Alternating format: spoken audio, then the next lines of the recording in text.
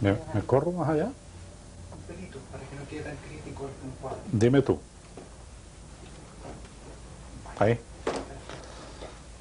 Tenemos que tomarle bien los datos a Manuel después sobre... Señor Manuel Cabello, ¿usted dijo alguna vez por ahí en una entrevista que la televisión es una droga, o me equivoco? No, he dicho que las conductas de la televisión para con el televidente son parecidas a las de la droga con el drogadicto. ¿Por qué? Sencillamente porque desde hace muchos años en todo el mundo, desde que nació la televisión, fue utilizada como instrumento de manipulación, como instrumento de, so pretexto de diversión y recreación, instrumento de embrutecimiento. Se llegó a crear un antinomio: un programa culto era necesariamente aburrido, un programa alegre era necesariamente vacuo o chabacano. ¿Esto se debe a una intención detrás o ha devenido así nada más? No hay ningún Maquiavelo que haya pensado hacer esto. Es una tendencia. La televisión nace en América como un instrumento destinado al lucro, para obtener ganancia. Para ello la televisión vive de la publicidad. Para hacer publicidad se necesita una alta audiencia. Dado el nivel común de educación, se buscan programas dirigidos al sector de menor nivel educativo y por lo tanto se producen programas supuestamente adecuados a ese nivel. Yo creo que hay que partir de ese nivel para elevarlo. Lo que se hizo fue partir de ese nivel para reducirlo. Y en este sentido, 40 años de habituación a una programación no educativa, no cultural, alienante, condujeron a la teleadicción. Usted dijo, nació en América. ¿El nacimiento de la televisión en Europa habría sido diferente? Fue bastante diferente. En Europa la televisión nació como una empresa llevada a la práctica por el Estado, que cauteló un poco mejor, durante varios años, los principios de informar, entretener y educar. En América, informar sesgadamente, en forma manipulatoria, educar no, y entretener con ciertos criterios de entretención que quizá cubran un amplio sector, pero que dejan a otros segmentos de la teleaudiencia sin los programas que podrían entretenerlos. ¿Esa intencionalidad de nacimiento de la televisión europea subsiste? No, se ha perdido en los últimos 5 a 15 años, de acuerdo al país, donde la presión por la privatización, debida en parte a un manejo también manipulatorio de las televisiones estatales, creó una profusión de canales que empezaron a competir entre sí y compitieron hacia abajo, no hacia arriba. Hay una subestimación del gusto potencial del público y por lo tanto se compite bajando el gusto. Usted ha sido testigo y en cierto modo forjador de un periodo de la televisión chilena. Es, yo diría, un testigo privilegiado de más de 20 años de la televisión chilena. ¿Cuál diría usted que ha sido la evolución aquí del medio? La televisión en Chile nace como televisión universitaria, hasta la aparición de Televisión Nacional, con la llamada Ley Hamilton, a partir de la cual se crea Televisión Nacional. Inicialmente es una aventura de algunos hombres visionarios que creen que la televisión es un instrumento que hay que utilizar como instrumento para dar coherencia a la sociedad, y así nace la televisión en las universidades. Pero las universidades no se hacen cargo de la televisión y les dicen caminen siempre y cuando se financien, y la única forma de financiarse era a través de la publicidad. Y me acuerdo a uno de los primeros directores del canal de la Universidad de Chile que entrevisté, que estaba muy orgulloso de cómo había dado un rodeo a la ley, colocando en una entrevista una bebida refrescante que pagaba por esa publicidad indirecta. La televisión nacional nace como televisión para informar, educar y recrear, y trata de mantener esa línea hasta que la presión por la competencia con los otros canales la obliga a una modificación gradual pero sustantiva en la programación. Se pierde lo que había sido un ímpetu inicial de programas chilenos que reflejen a Chile para los chilenos, y comienzan a aparecer cantidades crecientes de programas externos, importados. ¿Qué tiene de malo eso? En ciertas dosis no tiene nada de malo. Vivimos en un mundo interconectado, ¿no? Evidente, y todas las culturas evolucionan con el influjo de otras. Cuando la influencia de otra cultura es lento y gradual, la cultura propia tiene tiempo a filtrar, tiene tiempo a seleccionar lo que le conviene y lo que puede rechazar. Cuando la presión y los plazos históricos son muy breves, es un genocidio cultural. La otra cultura se echa encima de la nuestra y la nuestra es barrida, dejada de lado, menospreciada. Y fíjese que en este momento en televisión nacional, en la televisión chilena, y Chile es un país que tiene raíces agrarias profundas, vigentes todavía en nuestra sociedad, en la televisión chilena hay un programa, o dos, o quizá tres, destinados al área rural. Es significativo este rechazo a la propia cultura. Y los chilenos yo creo que quieren ver en pantalla su país, sus hábitos, sus costumbres, rurales y urbanos, pero quieren verse a sí mismos. ¿Diría usted que hay sectores que no están representados entonces en la televisión en Chile? Yo iría más lejos, yo diría que los hombres que aparecen en la televisión chilena son, y ahora tendría que decir somos, un grupo muy particular de la sociedad chilena. Un sector del grupo político, un sector del grupo llamado artístico, pero hay enormes grupos de la sociedad chilena que no tienen lugar en la pantalla. Nunca se les ha dado lugar en la pantalla. Y yo creo que esa carencia empobrece la televisión chilena. Pero no solo eso, sino que debido al aumento de canales, la aparición de la televisión por cable y la predicción que a corto plazo vamos a tener canales locales, municipales, barriales, nos estamos olvidando de segmentos que quizá no constituyan más del 8 al 15% de la audiencia, pero que también tiene derecho a una televisión que se haga para ellos.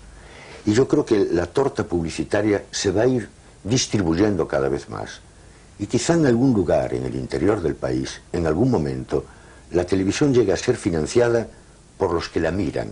Y quizá así volvamos a lo que fue la televisión en Europa en sus primeras etapas. Pero esta vez será un pago voluntario y no forzado por el hecho de tener un televisor. Se diría, a través de lo que usted me está conversando, que es usted enemigo de la televisión que se financia a través de la publicidad. Enemigo, no. Yo diría que esa televisión tiene un papel potencial que cumplir que ha sido abandonado, y eso se lo reprocho. No se puede ser enemigo de la televisión. Es un hecho social. De la publicidad. La publicidad es manipulación. Y soy enemigo de la manipulación. ¿Siempre es manipulación? Estadísticamente hablando, sí. Hay excepciones. Pero no hay una publicidad que informe en forma fidedigna de las virtudes y méritos de un producto. La tesis general es crear un sistema de referentes subliminales que llevan al individuo al consumo de un cierto producto esperando obtener otro tipo de satisfacciones. Eso es manipulación. Y yo creo que no es correcto manipular a la gente. Pero la publicidad deposita su mensaje en esos 30 segundos en que va el comercial. ¿Qué importa eso frente a la programación total de un canal o de todos los canales? Que normalmente, digamos, cada publicidad son 30 segundos. Por hora son 10 a 15 minutos y se van sumando. Y son todos los canales. Yo diría que los publicistas, a partir de análisis motivacionales, a partir de la introducción de la psicología en la elaboración de los mensajes, lo ha hecho con una enorme habilidad y explota las apetencias frustradas, las frustraciones, explota muy bien todo un paquete de procesos psicológicos en forma manipulatoria para llevar a un consumo que a veces ni siquiera es necesario, desde luego no es imprescindible. Yo creo que lo hacen muy bien, con un aparato científico-técnico que muchos educadores desearían para sí, pero producen mensajes tan eficientes y tan alienantes que es posible que esos 30 segundos tengan mucho más efecto que 30 minutos de programa en el cual no se usan también esos instrumentos y esas posibilidades. Pero la publicidad, señor Calvelo, se ubica por razones obvias en los horarios o en los programas de más alta sintonía. Tiene que ser así porque está buscando el llegar a la mayor cantidad de personas posible.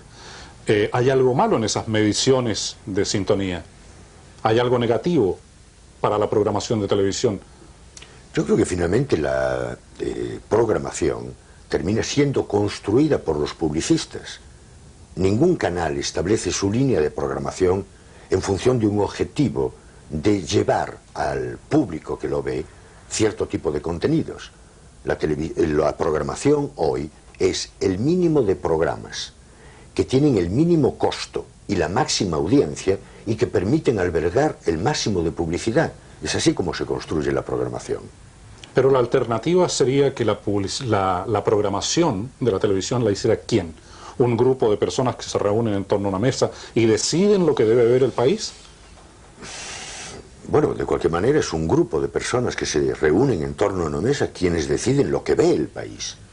Actualmente, dice usted. Sí, actualmente. Lo que yo cuestiono es que sea ese grupo. Pero ese grupo de personas lo que está haciendo es seguir tendencias que ve a través de las encuestas de sintonía. Para decir, la gente quiere ver esto, le damos eso. Claro, ahí es donde yo hablo de la teleadicción. Le hemos dado este tipo de programas durante 30 o 40 años y cuando ahora le preguntamos qué quiere ver eso que le hemos dado durante 40 años. Yo haría la experiencia de que cada canal formule a ciertas horas franjas que lleguen a otros segmentos, que hablen otro lenguaje y que tengan otros contenidos, y después de 5 años empezaría a medir. Hoy estoy perdido. Cualquier programa, y aún no es así, yo diría que hay programas en televisión, como Al Sur del Mundo. Recientemente el programa que hace Televisión Nacional, que hace Nuño, que me parece que ha mejorado notablemente en el último periodo, que son programas que tienen excelente audiencia. La tierra en que vivimos. La tierra en que vivimos. Y tienen excelente audiencia. ¿Y de qué nos hablan?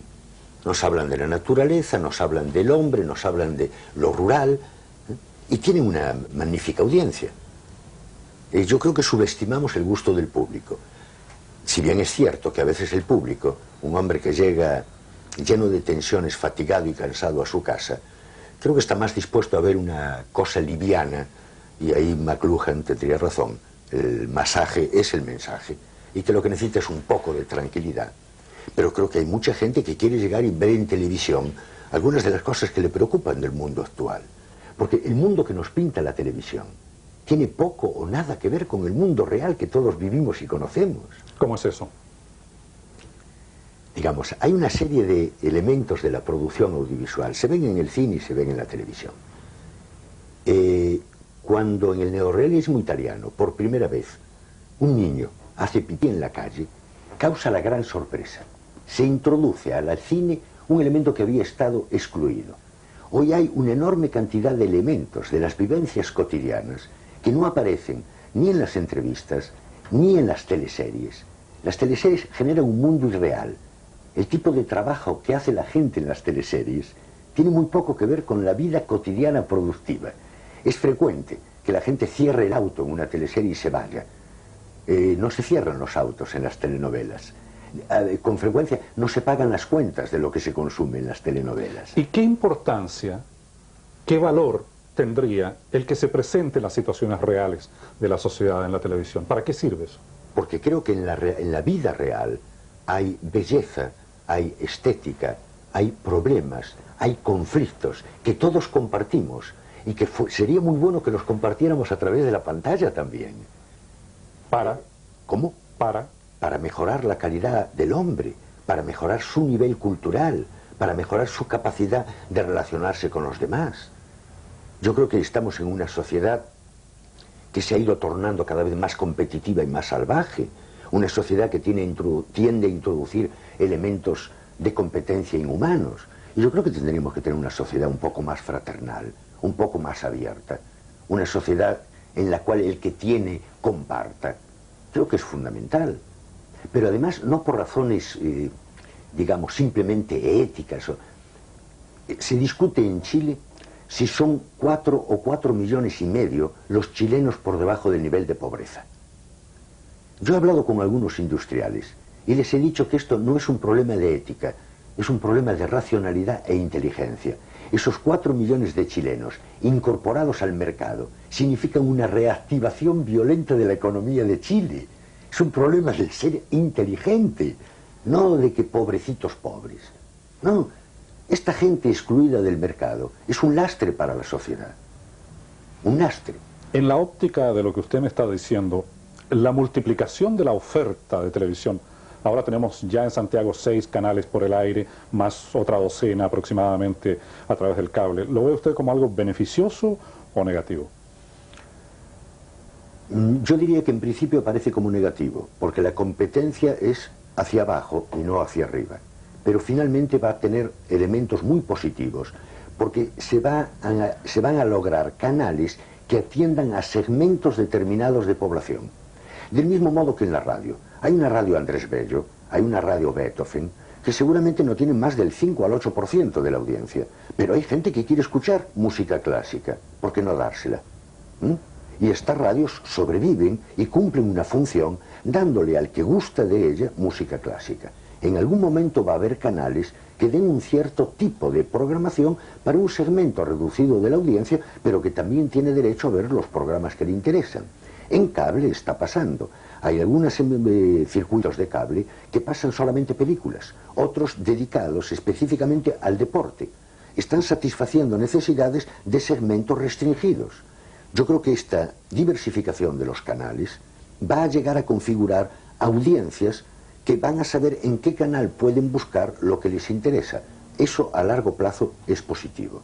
Diversificar la oferta de mensajes audiovisuales para que los demandantes, aunque sean grupos reducidos, tengan una respuesta a sus necesidades. ¿Qué hay de la representatividad política en la televisión? Desgraciadamente, yo tengo la impresión de que la clase política a nivel mundial, no en Chile, a nivel mundial, este grupo político, llamémosle clase política, aunque un sociólogo discutiría el término clase, está pasado por un periodo de profundo descrédito. Tanto es así que hay políticos que hablando dicen: no hagamos de esto un problema político. Parece que se avergonzaran de serlo. Tengo la impresión de que emplean una retórica y un lenguaje cada vez más incomprensible. Y tengo la impresión de que la población está perdiendo confianza en ellos y que ven que el mundo político es un mundo que dialoga y polemiza entre sí sin que sea un referente de esta polémica la población.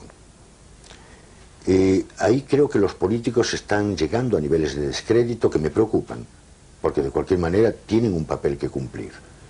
Y lo he visto en Italia, lo he visto en España, lo he visto en Francia, lo he visto en Inglaterra, y se ha visto últimamente en América Latina, lo que ha sucedido en Brasil con Collor de Mello, en Venezuela con Carlos Andrés Pérez y muchos otros países. El hecho de que se descubra que un hombre que financia una campaña de publicidad que cuesta mucho, es evidente que en esta economía neoliberal de mercado, de algún lado tiene que cobrarse lo que invirtió en la campaña. Eso la gente lo sabe. ¿Debe la televisión tratar de alterar esa visión de la política o...? La televisión en sí no puede alterar eso. Lo que puede hacer es dar espacios a los políticos para que los políticos inicien un diálogo con la población.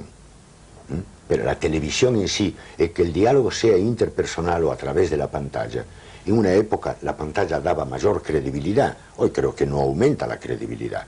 Al contrario, estamos tan habituados a ver obras de ficción en la pantalla que cuando aparece un hombre tratando de ser realista se le atribuyen todos los estigmas de la ficción.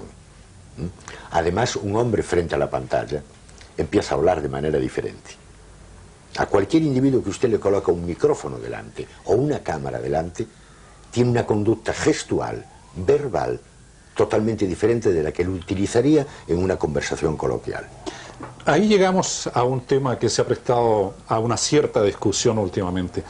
¿Cree usted que en televisión se debe hablar de la misma forma que se habla en la calle? Por ejemplo, el chileno salpica de procacidades prácticamente cada frase que dice, pero esa es la forma como habla. Por lo tanto, así debería hablarse en la televisión, o a la inversa. En la televisión debe tratar de emplearse un lenguaje más culto, más cuidado, a pesar de que eso podría ser una distancia?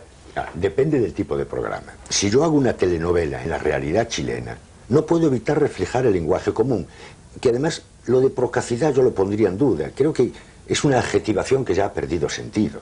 Cuando en una procesión de Semana Santa, en Sevilla, yo escucho a un creyente diciendo «Viva Cristo Rey, me cago en Dios», es evidente que es una interjección más valorando el «Viva Cristo Rey», no nos engañemos. Creo que así sucede con muchos términos, que fueron procaces en su momento, y lo cotidiano de su empleo los ha tornado simples exclamaciones. No deja de ser, sin embargo, bastante desvalorizador del lenguaje. Bueno, mi esposa, que es chilena, se queja mucho de la forma en que hablan los chilenos. Pero yo creo que si ese es el lenguaje cotidiano, no podemos ignorarlo. Pero si entendemos que ese lenguaje podría y debiera ser mejorado, tampoco podemos reiterarlo. Creo que hay programas en los cuales debe usarse otro lenguaje. Pero si lo que estamos haciendo es una obra que refleja la sociedad, no podemos impedir que en ese reflejo aparezca también el lenguaje. Ahí hay un equilibrio que no es fácil de definir ni es fácil de obtener.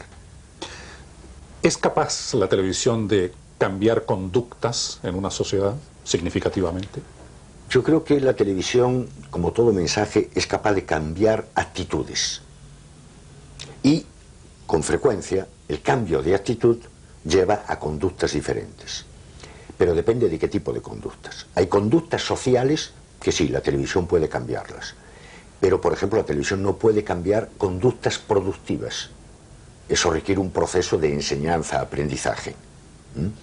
La televisión cambia conductas en cuanto a lenguaje, en cuanto a moda, sí, puede introducir cambios en las conductas. No puede introducir cambios en las conductas pedagógicas, no puede introducir cambios en las conductas productivas, pero quizás sí en las sociales. ¿Puede influir ideológicamente? Influir decisivamente, hasta el punto de torcer, por ejemplo. Bueno, es muy cuestionado eso, muy cuestionado. Últimamente hay toda una serie de estudios, en Estados Unidos en particular, cuestionando el enorme valor que se le otorgó en un momento a la televisión. Se está cuestionando si es tan... Lo cierto es que aquí han tenido una experiencia. Esta televisión nacional, durante 17 años, habló y pintó un país que no existía. Una breve campaña de no, y lo más antipático es decir no, una breve campaña de no, mostrando el otro país, y la supuesta imagen que hubiera podido crear Televisión Nacional se deshizo como una pompa de jabón. Yo diría que la televisión, como instrumento manipulatorio, si se lo quiere usar así, puede engañar a alguna gente mucho tiempo, a mucha gente poco tiempo. La televisión no puede manipular a mucha gente durante mucho tiempo. Eso no lo puede hacer ni la televisión ni nadie. Porque finalmente la realidad es más importante que mensajes que dicen hablarnos de ella, pero que nos hablan de una realidad que no vivimos. Como espectador muy informado y en cierto modo privilegiado de la televisión chilena, ¿cómo diría usted que ha reaccionado al cambio de ese gobierno de 17 años a el actual periodo de democracia? ¿Ha estado a la altura de lo que el cambio requería la televisión en Chile?